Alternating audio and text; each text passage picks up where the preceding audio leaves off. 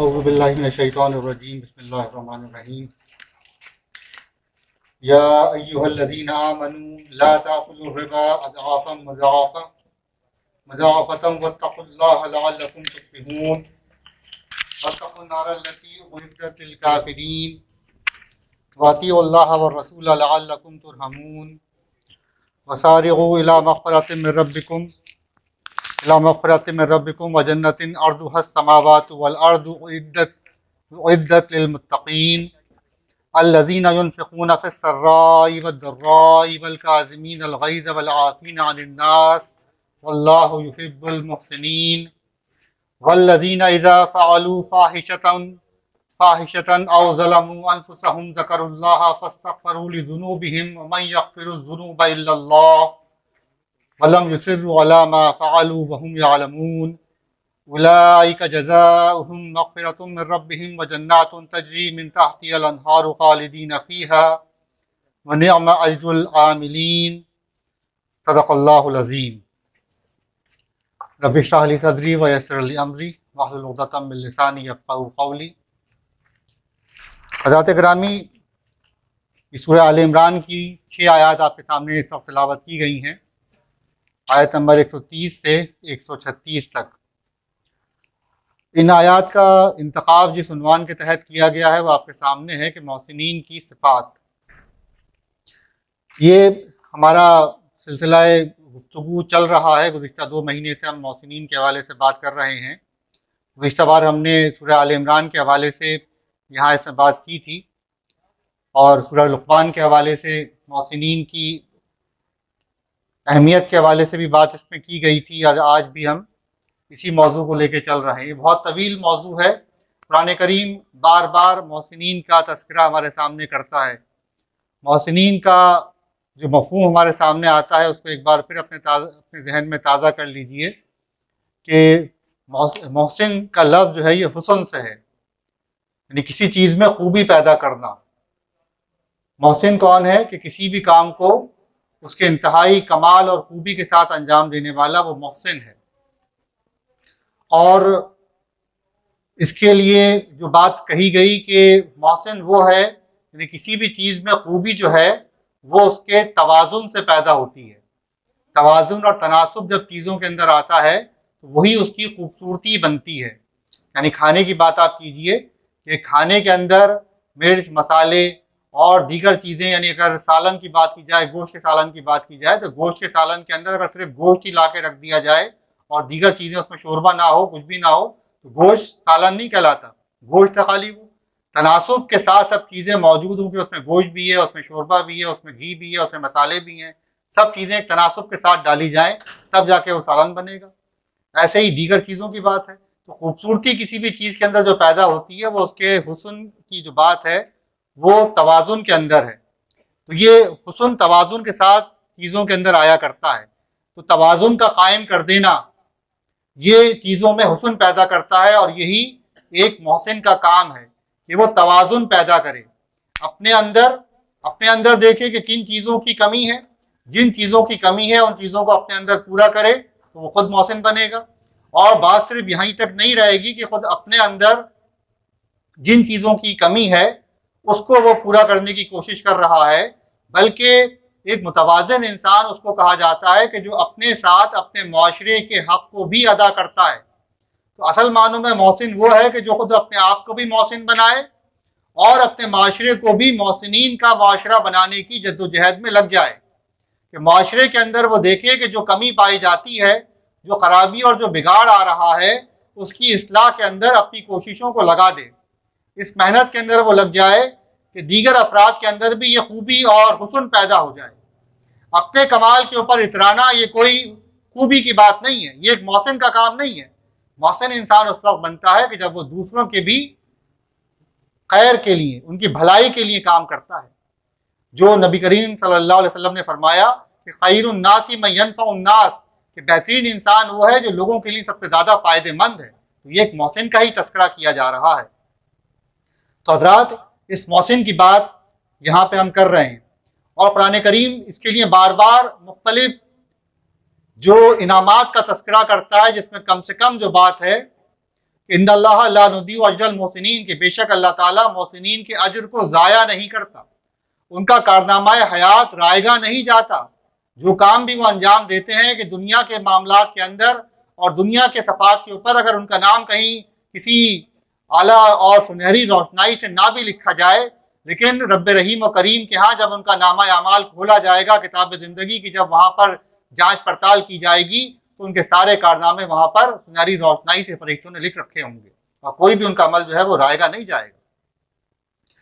तो हज़रात, आज यहाँ पे हम बात करने बैठे हैं कि मोहसिनीन की सिफ़ात का ज़रा जायज़ा लें और इन आयात का जो इंतखाब किया गया इसके अंदर हम देखते हैं कि जो आगाज़ किया गया कि अल्लाह ताला यहाँ पे सबसे पहली बात जो इरशाद फरमा रहे हैं इस 14वें रुकू के अंदर सूरह आले इमरान के, इसमें बात का आगाज़ जो किया गया तो सिलसिला कलाम अभी जो चल रहा है ये सूरह ग़ज़वा अहद के हवाले से चल रहा है।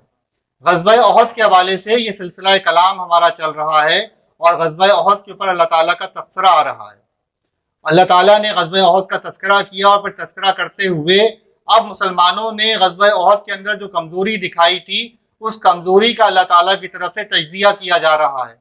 अहले ईमान को बताया जा रहा है कि नबी के होते हुए तुम्हारे अंदर जो कमी और खामी आई और उसके नतीजे के अंदर तुम्हें जो पैदर पे सदमे उठाने पड़े उनके असबाब क्या थे और जो बुनियादी सबब बताया गया वो क्या था। अल्लाह ताला ने इरशाद फरमाया, या अय्युहल्लज़ीना आमनू, ए लोगो जो ईमान लाए हो, ला ताकुलु रिबा अज़आफ़न मुज़ाअफ़ा, ये बढ़ता चढ़ता सूद खाना छोड़ दो, ये बढ़ता चढ़ता सूद खाना छोड़ दो। अभी सूद हराम नहीं हुआ है, सूद अभी हराम नहीं हुआ है, लेकिन जो अहले ईमान थे उनके ऊपर इसकी हुर्मत वाज़े थी।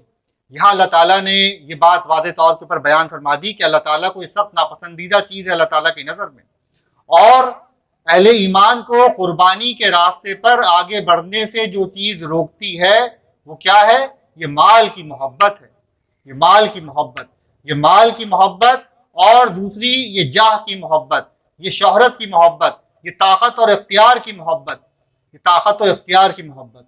ये कहा गया कि दो भूखे भेड़िए किसी अगर बकरियों के रेवड़ में छोड़ दिए जाएं तो वो किसी उसको रेवड़ को इतना नुकसान नहीं पहुंचाते जितनी इंसान के अंदर ये ख्वाहिशात जो है उसको नुकसान पहुंचाती हैं। तो अल्लाह ताला ने पहली बात जो इरशाद फरमाई कि ये बढ़ता चढ़ता सूद खाना तुम छोड़ दो। यानी सूद कौन खाता है? सूद कौन खाता है? कि जिसके दिल में माल की मोहब्बत है, जो माल की मोहब्बत में जो अल्लाह ताला ने दूसरे मकाम के ऊपर कहा कि इसको शैतान ने छूकर बावला कर दिया हो, यानी जो पागल हो गया है। यानी पागल से मुराद क्या है कि इंतहा दर्जे की संगीन बात कि जो इंसान अपने नफा और नुकसान को भुला दे वो उसको पागल कहा जाता है। तो ये अल्लाह ताला कहते हैं कि सूद खाने वाले तो गोया पागल हो गए। तो यहाँ अल्लाह ताला कह रहे हैं कि सूद खाना तुम छोड़ दो और क्या करो, वत्तकुल्लाह लअल्लकुम तुफ्लिहून, और अल्लाह का तक़वा अख्तियार करो, अल्लाह की नाराज़गी से बचो ताकि तुम कामयाब हो सको।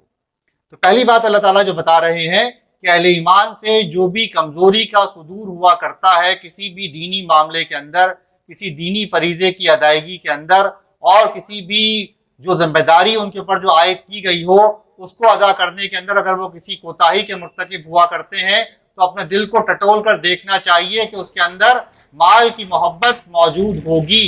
और माल की मोहब्बत तो किसके अंदर मौजूद नहीं हुआ करती, ये हद से तजावुज़ कर गई होगी, ये हद से बढ़ी हुई होगी, अपनी जायज़ हुदूद से इसको आगे बढ़ा दिया गया होगा, जिसके नतीजे में इंसान अपने फ़राइज़ दीनी की अंजाम दही से कासिर रह गया होगा। तो अल्लाह ताला यहाँ पर ये तवज्जो दिला रहे हैं और क्या कहते हैं कि वत्तकुन्नार अल्लती उइद्दत लिल काफिरीन, और उस आग से बचो जो काफिरों के लिए तैयार की गई है, काफिरों के लिए तैयार की गई है। और कहा किससे जा रहा है कि बचो इस आग से? अहले ईमान से कहा जा रहा है। यानी अहले ईमान से कहा जा रहा है कि काफराना रविश को इख्तियार करने से तुम बच जाओ, काफराना रविश को इख्तियार करने से तुम बच जाओ। अल्लाह ताला का तुमसे कोई रिश्ता नहीं है, कोई ऐसा मोहब्बत का ताल्लुक अल्लाह ताला ने तुमसे कायम नहीं कर लिया कि जो काफिरों के साथ नहीं है और सिर्फ तुम्हारे साथ है। तुम अल्लाह के फरमाबरदार होने के एतबार से उसकी रज़ा के और उसकी रहमत के और उसकी जन्नत के हकदार बनने के दावेदार बनते हो। और अगर तुम उसकी रज़ा और उसकी रहमत और जन्नत के दावेदार हो तो सिर्फ किस बुनियाद के ऊपर हो? उसकी इताअत और उसकी फरमाबरदारी की बुनियाद के ऊपर हो। तुम हकीकी मानों में अपने आप को उसका बंदा साबित करने की बात कर रहे हो। तो अगर इस बात में तुम सच्चे हो तो फिर इन बातों के ऊपर तुम्हारे जो ये दावे हैं कि हम अल्लाह की रहमत के हकदार होंगे और जन्नत के हम जो है मुस्तहिक बन जाएंगे, तो तुम्हारे ये दावे उसी वक्त सच्चे होंगे जब तुम अल्लाह की इताअत और फरमाबरदारी से काम लोगे। तो अल्लाह ताला कहता है कि अल्लाह से डरो और उस आग से बचो जो काफिरों के लिए तैयार की गई है। लेकिन अगर काफिराना रविश से इंसान बाज ना आए तो फिर उसको इस आग से बचाने वाला कोई नहीं होगा। वातिउल्लाह व रसूल लअल्लकुम तुरहमून, और अल्लाह और उसके रसूल की इताअत करो ताकि तुम पर रहम किया जाए, ताकि तुम पर रहम किया जाए।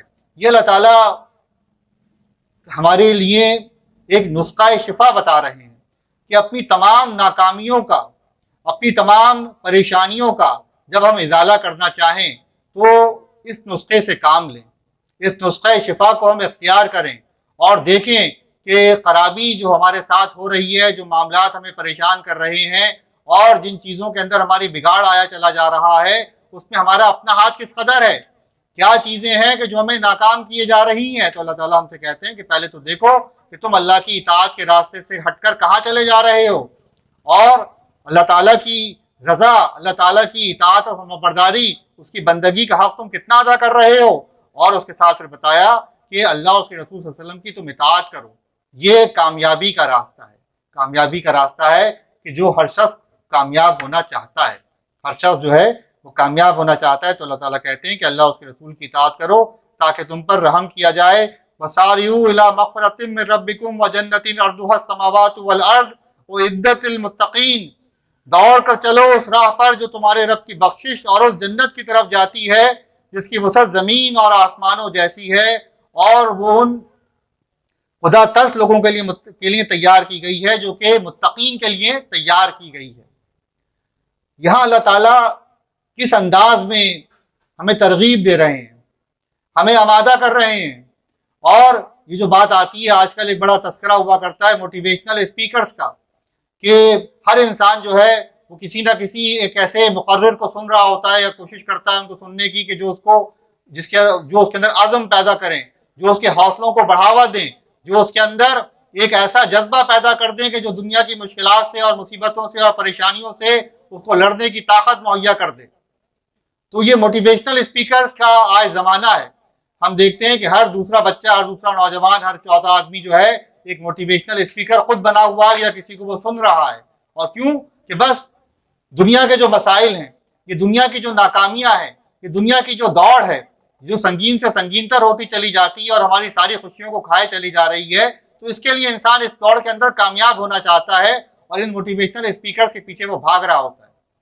खैर, ये हमारा मौजू नहीं है इस वक्त, लेकिन अगर सिर्फ इतनी बात भी देखी जाए कि कोई भी मोटिवेशनल स्पीकर, यानी वो लोग जो कि इंसान को तरगीब दिलाते हैं, जो इंसान को हौसला और उसके अंदर हिम्मत पैदा करते हैं, वो हमारे मसलों को ख़त्म नहीं कर देते, वो उन्हें कोई हल नहीं कर देते। वो सिर्फ करते क्या है? वो सिर्फ करते ये हैं कि हमारे ज़ाविया नज़र को तब्दील कर देते हैं। यानी सबसे मस्बत काम अगर कोई वो कर भी देते हैं तो वो सिर्फ इतना करते हैं कि हमारे ज़ाविया नज़र को तब्दील कर देते हैं। बहुत सारी हमारी जो मुश्किलात हैं, बहुत सारे हमारे जो मसाइब और परेशानियां हैं, वो क्या होती हैं? वो तो इसी वजह से हल हो जाती हैं कि अपने ज़ाविया नज़र को हम तब्दील कर लेते हैं। जब ज़ाविया नज़र को तब्दील करते हैं, चीज़ों को देखने के, उनको समझने के, उन पर गौर करने के अंदाज के ऊपर हम जब तब्दीली करने पर आमादा हो जाते हैं तो बहुत सारे मसाइल हमारे खुद ब खुद हल हो जाते हैं। यही काम वो कर रहे होते हैं नफ्सियाती तौर पर इंसान को। यहाँ अल्लाह ताला एक मोटिवेशनल स्पीकर से अल्लाह ताला का मुकाबला माज़अल्लाह क्या किया जा सकता है जो खालिक़ कायनात है। अला ला यअलमु मन खलक़, क्या वही ना जानेगा अपनी मखलूक को जिसने तख्लीक किया है? वो तो इंसान की रग से ज़्यादा करीब है, उसके रुए से और उसकी रग से वाकिफ़ है कि जिस बंदे को उसने तख्लीक किया उसके मामलात क्या है, उसके मसाइल क्या है, उसके वसाइल क्या है, वो सब जानता है। वो अल्लाह ताला हमें बता रहा है और हमारे लिए तजवीज़ कर रहा है कि कामयाबी का रास्ता क्या है, मुश्किलात से निकलने का रास्ता क्या है। मज़ीद हमें वो बताता है कि तुम दौड़ कर चलो, तुम दौड़ कर चलो उस रास्ते के ऊपर जो तुम्हारे रब की मग़फ़िरत का रास्ता है और वो तुम्हें उसकी जन्नत की तरफ लेकर जाता है। और वो जन्नत कैसी है कि जिसका अर्ज़ जो है, जिसकी वसअत जो है वो ज़मीन और आसमानों के बराबर है।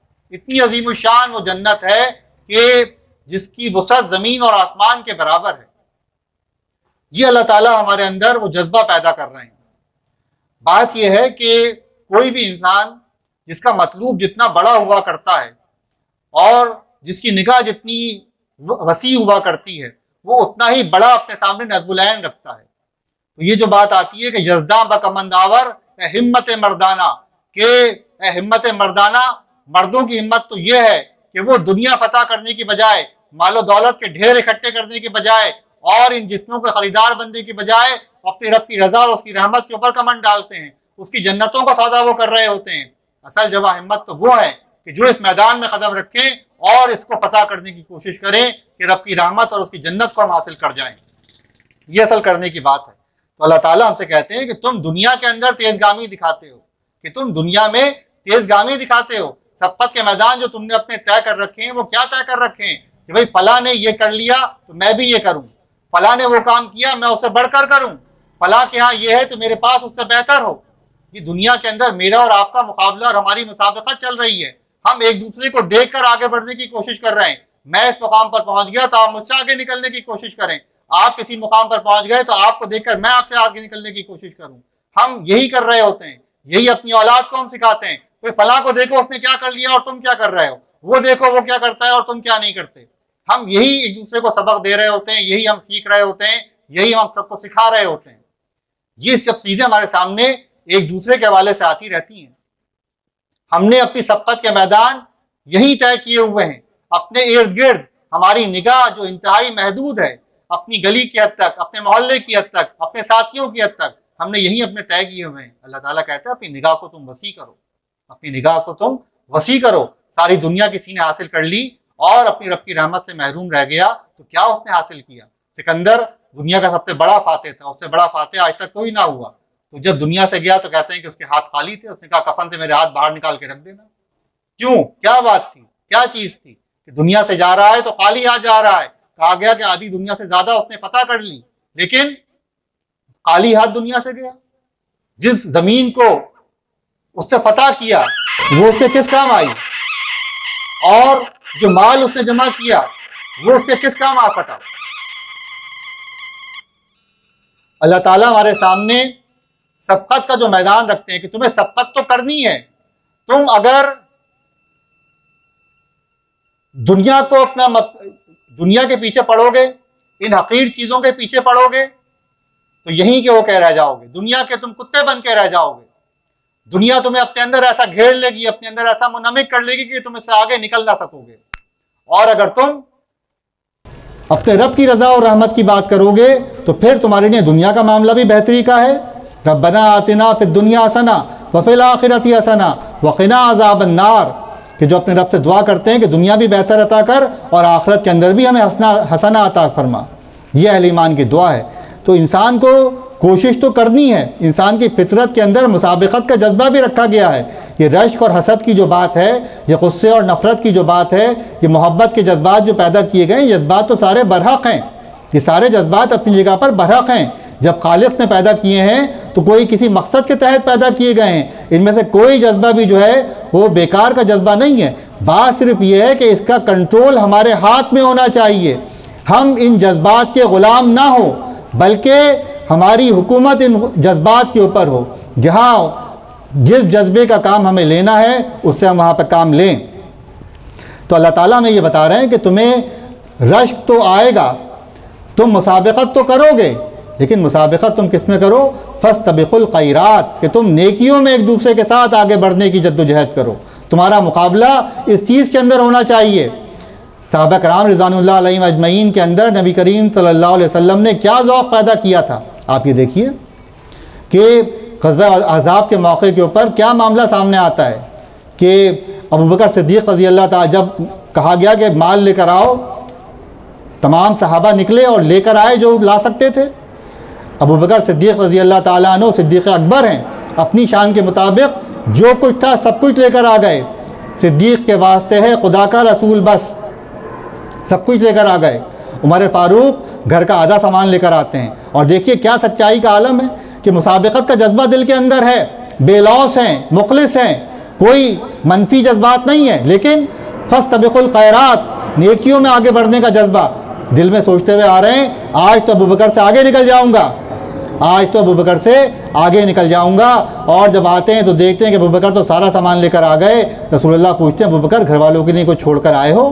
कहा उनके लिए अल्लाह का रसूल, अल्लाह और उसका रसूल काफ़ी हैं। कहते हैं कैसे आगे निकलेंगे इनसे? ये जज्बा जब ये इंसानों के अंदर पैदा हो जाए तो फिर सहाबा कराम रिज़वानुल्लाह अलैहिम अजमईन की वो जमात पैदा होती है। नबी करीम सल्लल्लाहु अलैहि वसल्लम की जो तरबियत थी उससे सहाबा कराम रिज़वानुल्लाह अलैहिम अजमईन के अंदर आप सल्लल्लाहु अलैहि वसल्लम ने ये जज्बात पैदा किए। ये जज्बात आपने पैदा किए कि दुनिया से ज़्यादा आखिरत उनका मुंतहा मकसूद बन गई।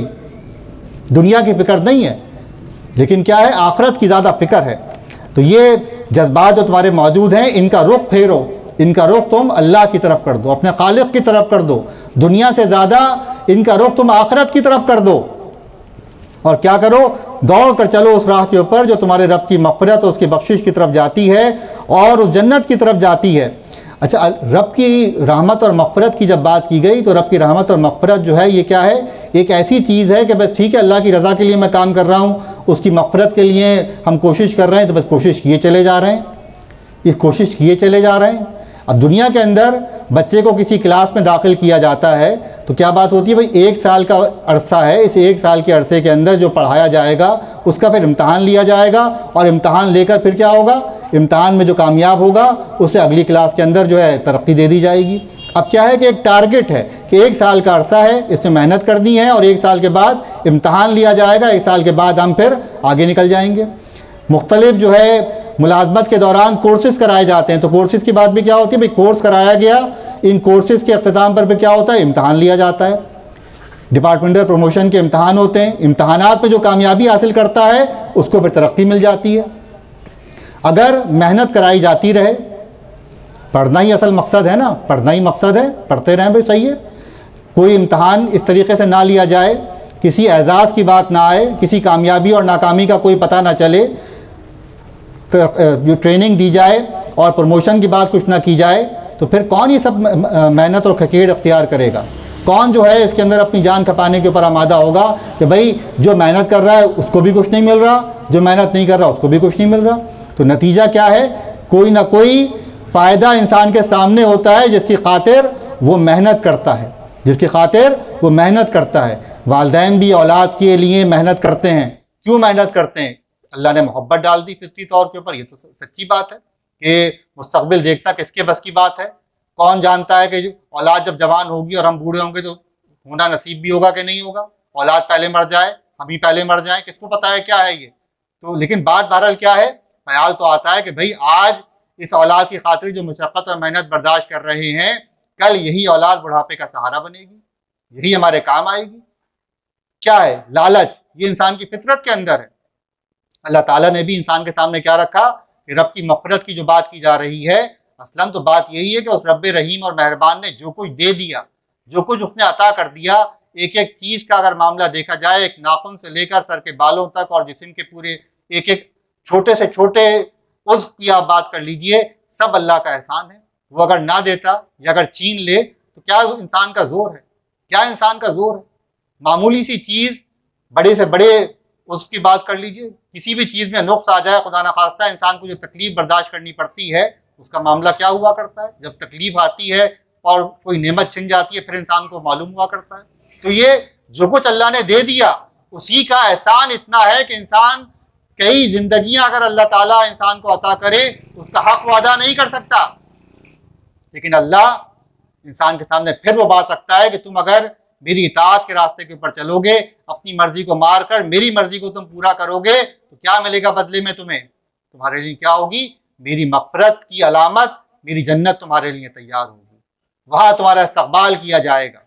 ये इंसान की फितरत को जानते हुए उसके बनाने वाले, उसके खालिक और मालिक, उसके रब ने उसके लिए ये फ़ायदे का ऐलान किया कि इंसान ज़्यादा शौक़ के साथ मेहनत करे, ज़्यादा शौक़ के साथ मेहनत करे। और जन्नत भी क्या जन्नत, जन्नत के माने तो बाग के हैं। ये जन्नत किसकी बात की जा रही है? वो क्या जन्नत है? वो जन्नत भी वो जन्नत जो तुम्हारे ज़मीन और आसमान की वसअतों के बराबर है। उस जन्नत का तसव्वुर भी तुम क्या करोगे, ऐसी अजीम शान जन्नत है। नबी करीम सल्लल्लाहु अलैहि वसल्लम ने इरशाद फरमाया, जन्नत में अल्लाह ताला ने अहले ईमान के लिए जो नेमतें मुहैया की हैं, उनका तसव्वुर तक किसी के दिल में ना आया, ना किसी आँख ने उनको देखा, ना किसी कान ने उनको सुना, और किसी जहन में उनका तसव्वुर तक नहीं आया। वो इद्दत लिल मुत्तकीन, जो मुत्तकीन के लिए तैयार की गई है। बस क्या तुम्हें करना है इसके लिए? तुम मुत्तकी बन जाओ, तुम परहेजगार बन जाओ, तुम अल्लाह की नाफरमानी से डरने और बचने वाले बन जाओ। ये अल्लाह का तुमसे वादा है कि उस रब्बे रहमान और रहीम की जन्नतें तुम्हारी मुंतज़िर हैं, उसकी मग़फ़िरत तुम्हारा इंतज़ार कर रही है। दुनिया के अंदर तुम्हें इत्मीनान क़ल्ब की नेमत से नवाजा जाएगा, सुकून की नेमत तुम्हें मैसर आएगी, और आखिरत के अंदर ये सब चीज़ें तुम्हें मुहैया की जाएंगी। ये मुत्तक़ीन कौन हैं? इनकी सिफ़ात अल्लाह ताला भी बयान करते हैं, अल्लज़ीना युनफ़िक़ूना फ़िस्सर्राई वद्दर्रा, ये वो लोग हैं कि जो अपने माल को खुले और छुपे हर हाल में खर्च करते हैं, खुले भी खर्च करते हैं और छुपे भी खर्च करते हैं। हालात की मुनासबत से, हालात जैसे हालात हैं उसकी मुनासबत से खर्च करते हैं कि खुले यानी पोशीदा तौर के ऊपर भी और एलानिया तौर के ऊपर भी जो मामला है उसके ऊपर वो खर्च कर रहे होते हैं। फिर सर्राई व दर्राई, और क्या है कि फिर सर्रा और दर्रा क्या है? तो बदहाली और खुशहाली। बदहाली के अंदर ये अल्लाह ताला की तरफ से जो आजमाइश उनके ऊपर तंगी की आई है, वो अल्लाह के रास्ते में उनको खर्च करने से रोक नहीं देती कि मैं तो तंगदस्त हूँ। जो भी कर सकते हैं करते हैं, जो भी इंसान कर सकता है वो करता है। नबी करीम सल्लल्लाहु अलैहि वसल्लम ने इरशाद फरमाया कि जहन्नुम से बचो, यानी क़यामत में इंसान जब पहुँचेगा तो देखेगा कि हर तरफ अपने अमाल को वो पाएगा, और सामने जब वो देखेगा तो जहन्नुम को अपनी तरफ पाएगा, जहन्नुम उसके सामने होगी। तो आपने कहा कि जहन्नुम से बचो, चाहे तुम खजूर का एक टुकड़ा ही सदका दो, इस जहन्नुम से बचने की फ़िक्र करो, इस जहन्नुम से बचने की फ़िक्र करो। ये खर्च करने की बात जो आ रही है, कि खुशहाली और तंगी की बात जो आ रही है कि खजूर के टुकड़े की हकीकत क्या है, लेकिन नबी करीम ने क्या कहा कि जहन्नुम से बचने के लिए खजूर का एक टुकड़ा भी अगर सदका कर सकते हो तो करो। ये नबी करीम सल्लल्लाहु अलैहि वसल्लम ने तालीम हमें दी। फिर सर्रा व दर्रा के बदहाली और खुशहाली हर हाल के अंदर वो खर्च करते हैं, हर हाल के अंदर वो खर्च करने वाले होते हैं। नबी करीम सल्लल्लाहु अलैहि वसल्लम एक सहाबी के पास गए तो देखा उनके पास जो है छुआरों का ढेर लगा हुआ है।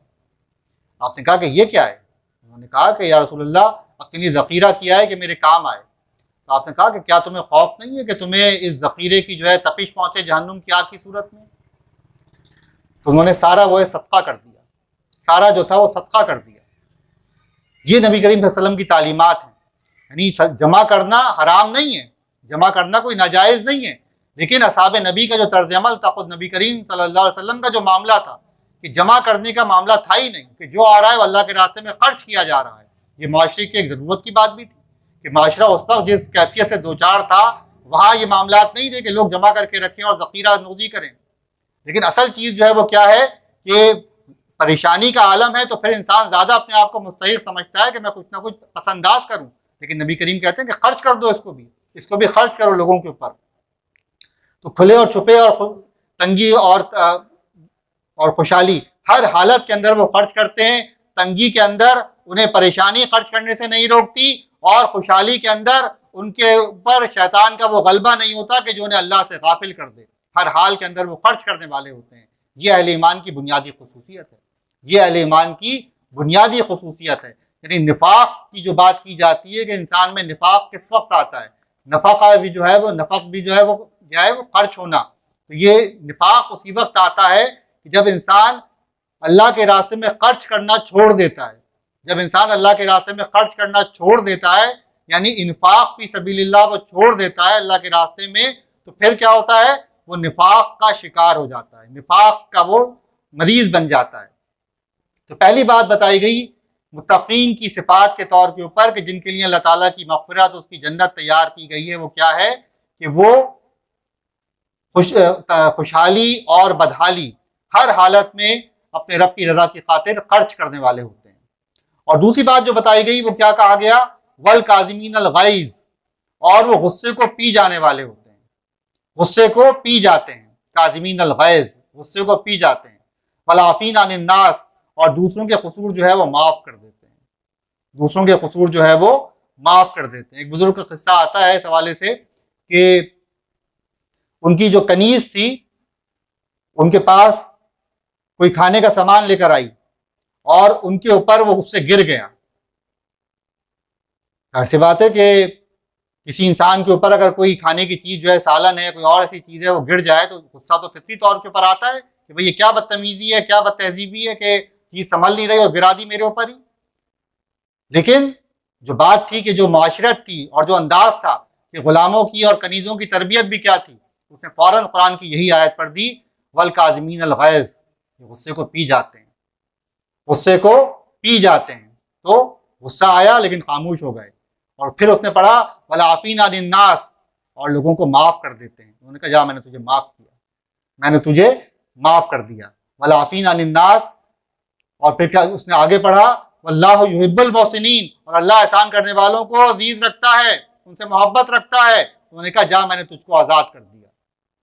तो ये वाक़यात हमारे सामने आते हैं कहानियों की सूरत में, किस्सों की सूरत में, लेकिन क्या है कि इनमें नसीहत का पहलू है कि क्या तरबियत का माहौल था, कि गुलामों और कनीज़ों की तरबियत भी क्या थी। आज तो औलाद की तरबियत हम इस तरह नहीं कर पाते, लेकिन उस वक्त लौंडी और गुलामों की तरबियत भी क्या थी कि कुरान माशरत का और ज़िंदगी का इस तरह हिस्सा था। तो अल्लाह कहता है कि ये जन्नत के मुस्तहिक लोग कैसे होते हैं कि गुस्से को अपने पी जाते हैं। अल्लाह ने ये नहीं कहा कि गुस्सा आता ही नहीं है, अल्लाह ने ये नहीं कहा कि गुस्सा आता ही नहीं है।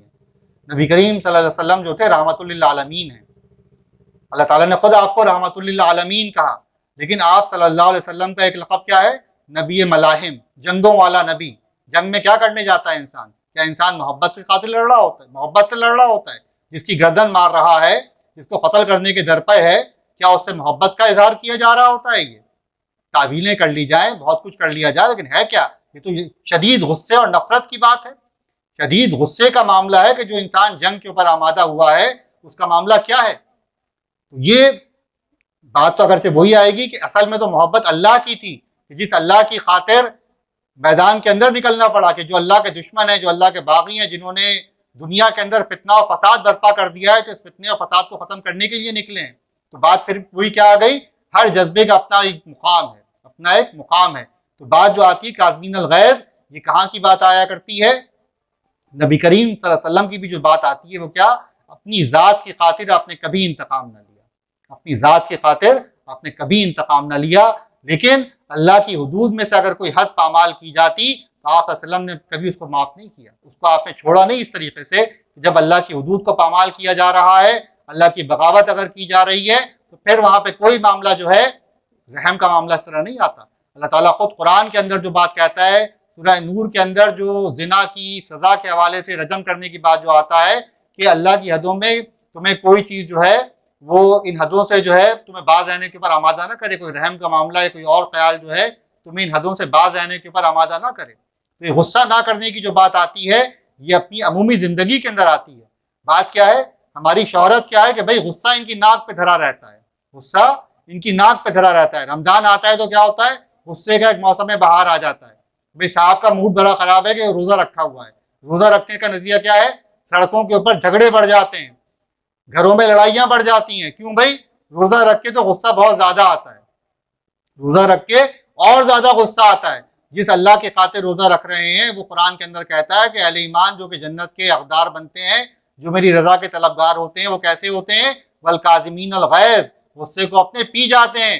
गुस्सा उन्हें आता ही नहीं, ये ऐसा नहीं है। गुस्सा तो अल्लाह ने रखा है, गुस्सा तो आएगा, लेकिन करते क्या है? उसको पी जाते हैं। नबी करीम सल्लल्लाहु अलैहि वसल्लम ने क्या इरशाद फरमाया कि जो अपने गुस्से को पी जाएगा, जो अपने गुस्से को पी जाएगा, उसके लिए बहुत बड़ा अजर है, और जो इंतकाम की कुदरत रखते हुए माफ़ कर देगा, उसके लिए भी बहुत बड़ा अजर है।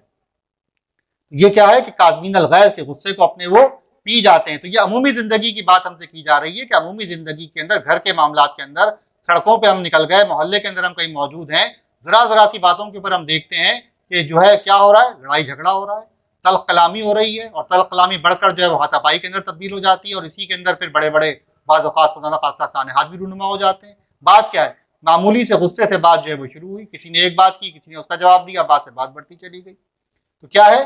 गुस्से पर काबू पाना। गुस्सा हमें करना है, लेकिन कहाँ करना है?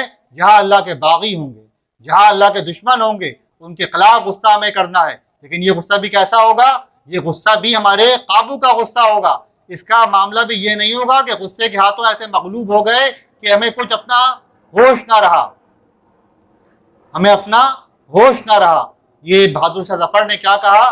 जफर आदमी उसको ना जानिए, वो कैसा ही हो साहिब फहमो ज़का, जिसे ऐश में याद खुदा ना रही, जिसे तैश में खौफ खुदा ना रहा। कि आदमी कैसा आदमी है कि जिसे ऐश के अंदर अल्लाह की याद भूल गई, और जब गुस्सा आया तो खुदा का खौफ ना रहा। अब दुश्मन इस्लाम हमारे सामने आ गया, अब जो चाहे हम उसके साथ करते फिरें। हमारे हाथ अगर वो लग गया तो जिस तरीके से उससे हम बदला लें, नहीं नहीं, ऐसा नहीं है। अल्लाह ने हर मामले के अंदर पाबंद किया है। अगर अल्लाह की खातिर इंतकाम भी लेना है और अगर बदला लेने की बात भी की गई है तो क्या है, उसकी भी हुदूद व क़यूद मुतय्यन कर दी गई। वलाफीन अनिन नास, और लोगों को तो माफ़ कर दो, लोगों को तो माफ़ कर दो। नबी करीम सल्लल्लाहु अलैहि वसल्लम से एक सहाबी ने पूछा, या रसूलल्लाह मेरे पास ग़ुलाम हैं और मेरी बात तो नहीं मानते और मैं उनको जो है वो सज़ा देता हूँ, अब मैं क्या करूँ उनके साथ? आपने कहा माफ़ कर दो उन्हें।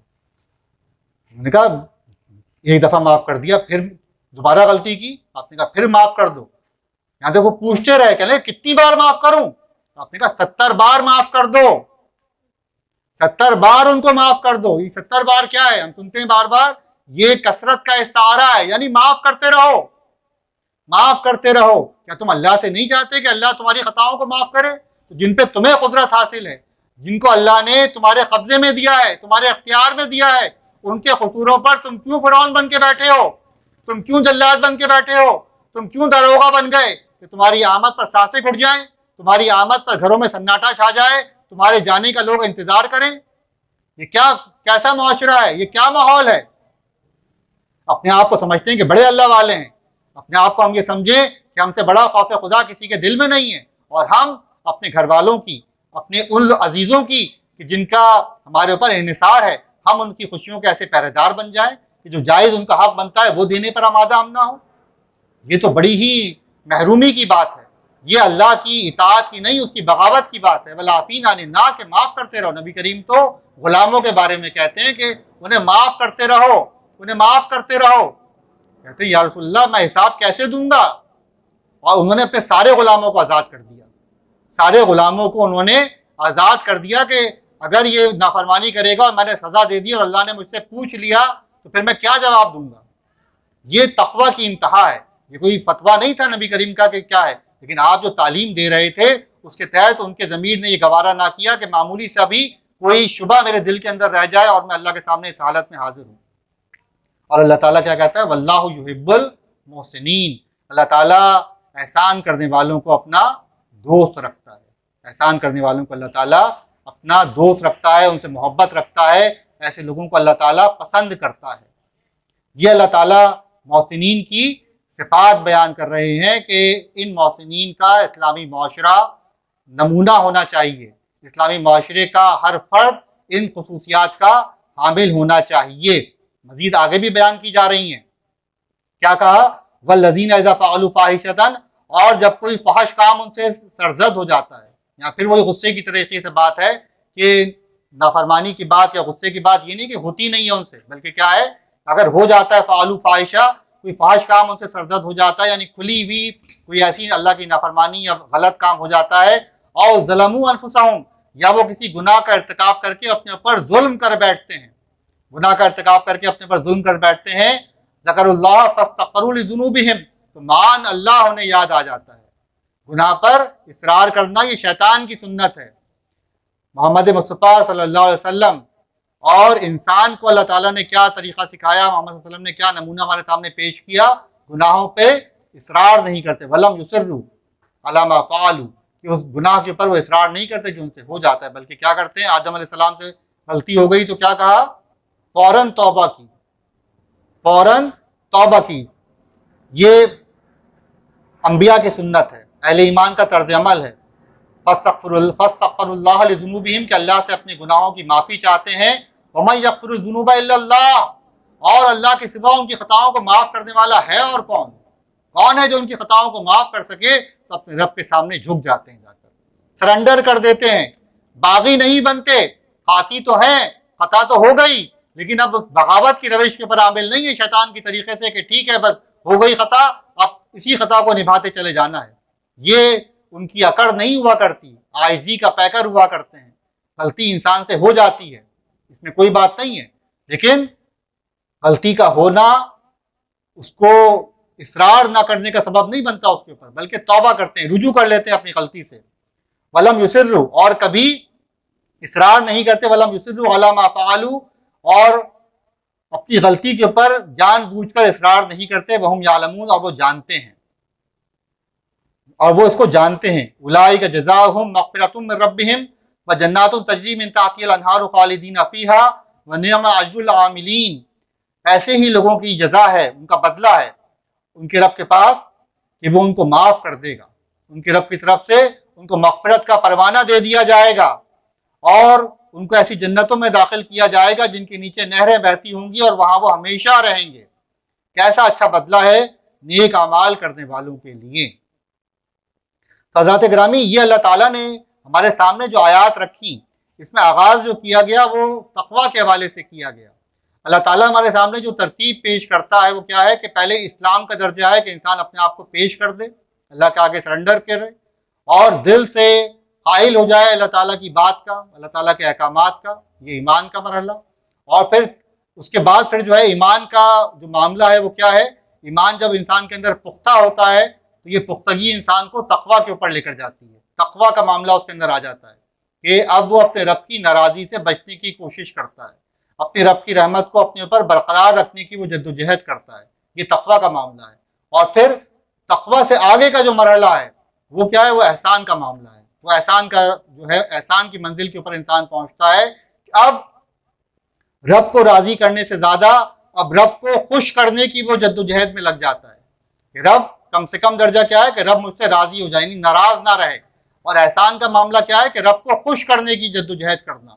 कम से कम बात क्या इंसान पे अल्लाह ताला ने फ़र्ज़ किया, यानी नबी करीम सल्लल्लाहु अलैहि वसल्लम ने इरशाद फरमाया कि बंदा अपने रब का क़ुर्ब हासिल करता है, अपने रब की जो है वो अपने रब के करीब होता चला जाता है, उसकी रज़ा वो पहले हासिल करता है। तो पहला मुकाम क्या है, फ़राइज़ के ज़रिए से अपने रब का जो क़ुर्ब हासिल करता है। पहला मरहला क्या है, फ़राइज़ के ज़रिए से। जब वो फ़राइज़ की पाबंदी करता है अल्लाह के करीब होता चला जाता है। और फिर इसी रास्ते के ऊपर चलते चलते फिर क्या मामला उसका आता है कि जब वो रब को राज़ी करने के लिए फ़राइज़ के साथ अब नवाफिल का एहतमाम भी शुरू कर देता है। 5 वक्त की नमाज तो पढ़ता है और उसके साथ मज़ीद तहज्जुद का एहतमाम भी कर रहा है, दीगर चीज़ों के अंदर कर रहा है।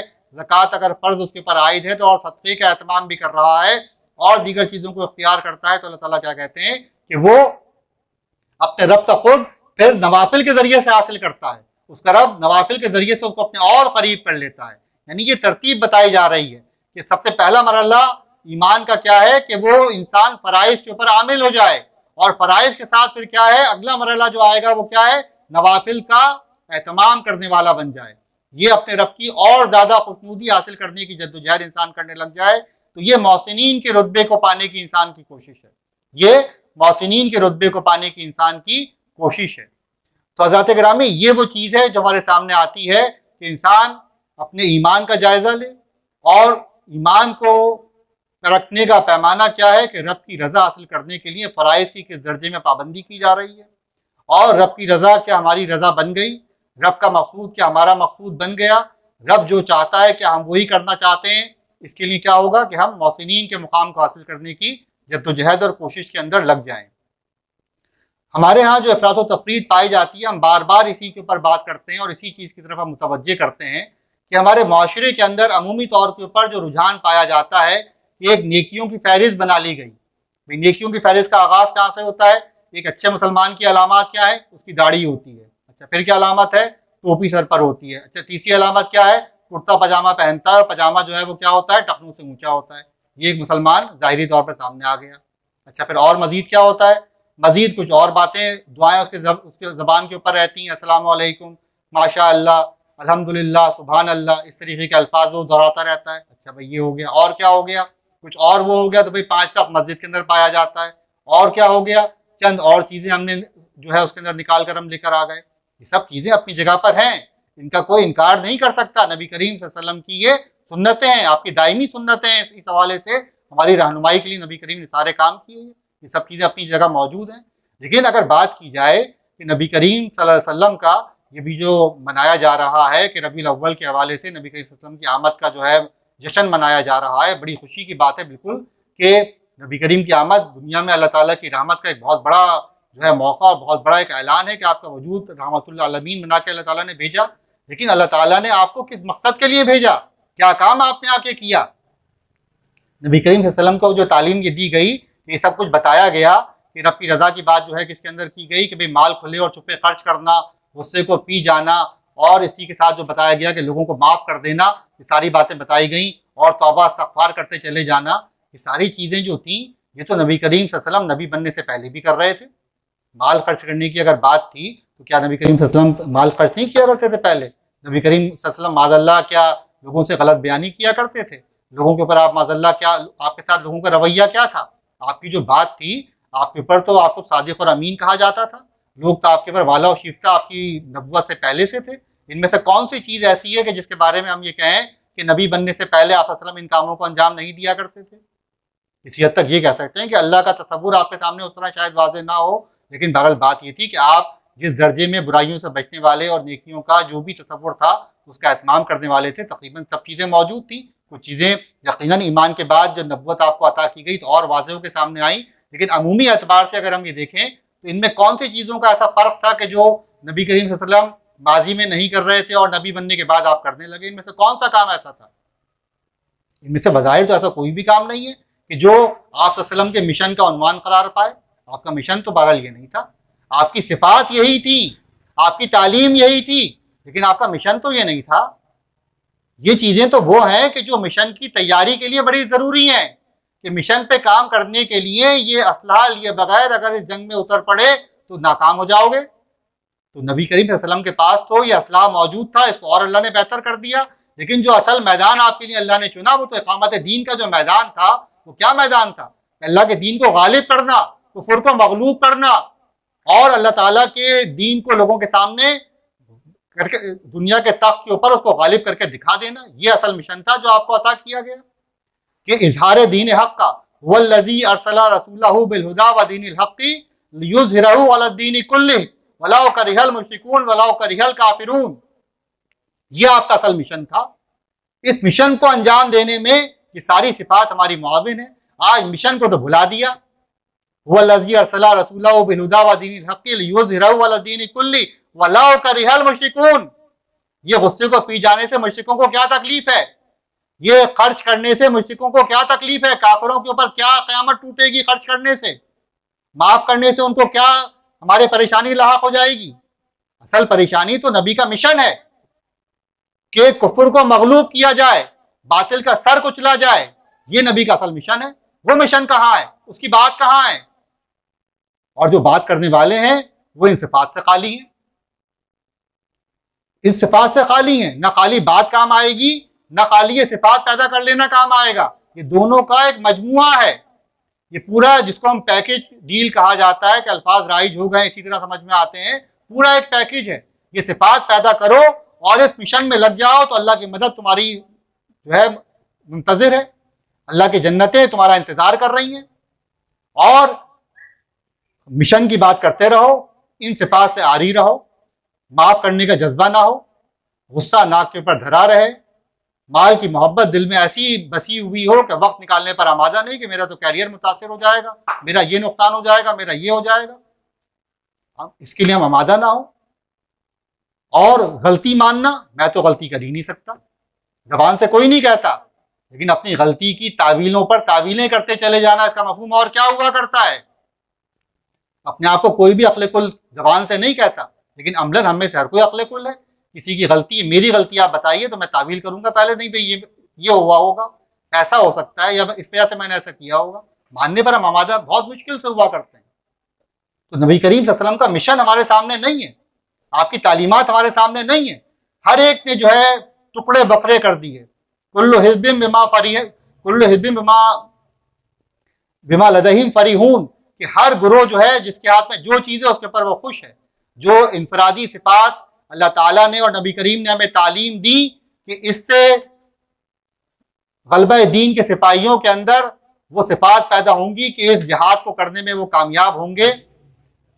उन सिफात को हमने अपने अंदर पैदा करने की अगर बात की तो मैदान जिहाद से अलग हटकर की, हुजरों के अंदर, गोशों के अंदर, खानकाहों के अंदर, मस्जिदों के अंदर, ये हम इन सिफात को तलाश कर रहे हैं, पैदा करने की कोशिश कर रहे हैं। और जो मैदान जिहाद में उतरने के लंबरदार हुए उन्होंने इन सिफात को अहम नहीं जाना, इन सिफात की अहमियत से गाफिल हो गए। तो दीन कुल का नाम है, ये सिफात भी पैदा करनी होंगी और रसूल का मिशन भी अपने सामने रखना होगा। उसी वक्त हम कामयाब हो सकते हैं जब रसूल के मिशन से वाबस्ता हो जाएं और इन सिफात को अपने अंदर हम पैदा करने की भरपूर तरीके पर कोशिश करें। और मौसिन की जो बात है वो क्या है? यानी इकामत दीन का आगाज़ सबसे पहले अपनी ज़ात की तब्दीली से हुआ करता है। अपने घर को तब्दील कर देना इकामत दीन नहीं है, मोहल्ले को तब्दील कर देना या पूरी दुनिया को तब्दील कर देना ये इकामत दीन नहीं है। सारी दुनिया जन्नत में चली जाए, मैं ना जा सकूं, तो फिर क्या फ़ायदा हुआ। असल बात यह कि सबसे पहले अपने आप को तब्दील किया जाए, अपने आप को तब्दील किया जाए, अपने अंदर के शैतान को मुती किया जाए और उसके साथ फिर इस जद्दोजहद के अंदर लगा जाए जो गलबा दीन की और इजहार दीन की जद्दोजहद जो है नबी करीम सल्लल्लाहु अलैहि वसल्लम का जो असल मिशन है उसके अंदर फिर जो है वो जाके लगा जाए।